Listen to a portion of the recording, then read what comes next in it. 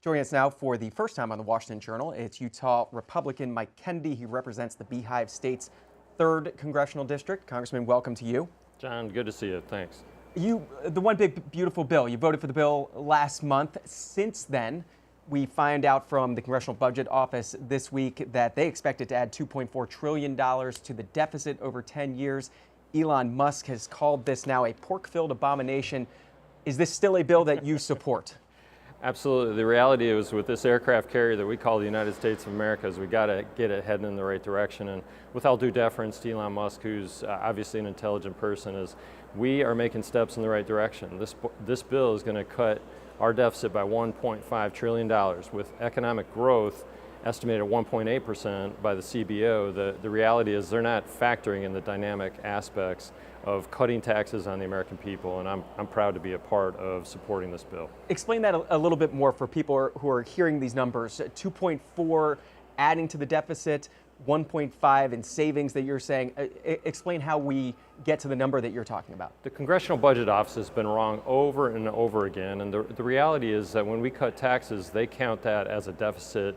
It increases the deficit. The reality is when we're cutting taxes on working class people, people that are working overtime, people that are actually getting tips, so these are the working class Americans that my family comes from.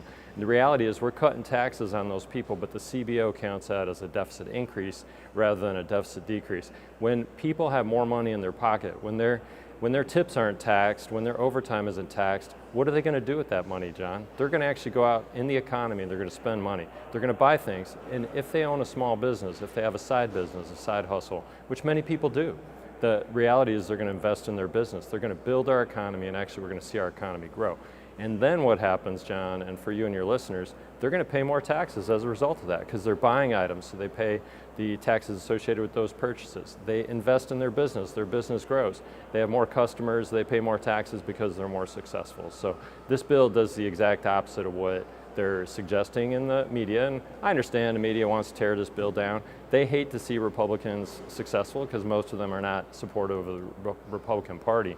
But I believe we are moving this aircraft carrier in the right direction, and we need to continue to move this thing forward. What is your view of what's going to happen in the Senate? How different do you expect the bill to be when they finish with this bill and you have to come back and agree on a final product here? I've served as a state House of Representatives member and a state senator. The reality is, as a state senator, when the representatives in my state, Utah, sent over a bill to the Senate, we would have our way with it. We're going to make changes. The Senate usually thinks itself. The House of the Lords is what it came from in England, and the reality is they're going to have their way with it. And actually, I invite that. No product that Washington produces is perfect. So for the senators to weigh in, for the bird rule, which I heard some of your previous discussion talking about the bird rule, we need to have it go through that process. The Senate parliamentarian is also going to determine if these are actually budget reconciliation pieces or policy pieces, and there's a process between now and when this thing ultimately gets to President Trump's desk, and I invite that. Why? Because our Constitution and our founders, they set it up this way. People complain, why aren't you moving faster? Why aren't you doing more? The reality is we have 435 reps, 100 senators, and a president. Everybody should weigh in on this for the good of the American people.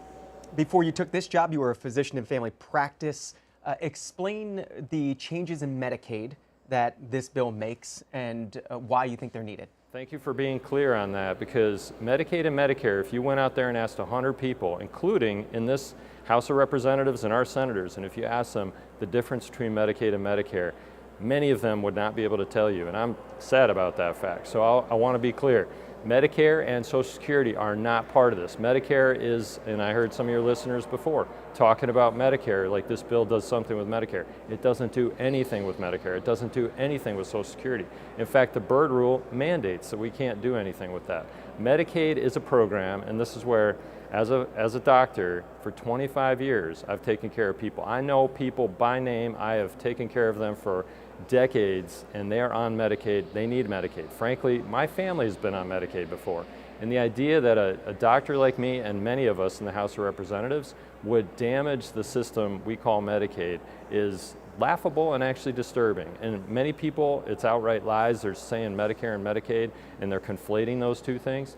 Medicaid is a program for pregnant women, indigent people, and the disabled. It is not for illegal immigrants. John, the reality right now, and you're looking at states like California and New York who don't like this bill. Why? They have registered illegal aliens on Medicaid. They are using the Medicaid system. They're going to break the Medicaid system. In fact, they are breaking the Medicaid system, which is for pregnant women. So we need to make sure we preserve Medicaid. And the 1.4 million illegal immigrants that are on Medicaid right now, I'm sorry to say, they're not going to get health care. And if you call that a health care cut, that American citizens are not going to get health care through Medicaid because we're serving illegal aliens, then I guess you can call it a cut. But what I call that is right sizing of a program that is in desperate need for indigent people, the disabled, as well as pregnant women. And we're trying to preserve that. And actually, we're going to save money with that, which actually preserves Medicaid. I'm a big fan of this.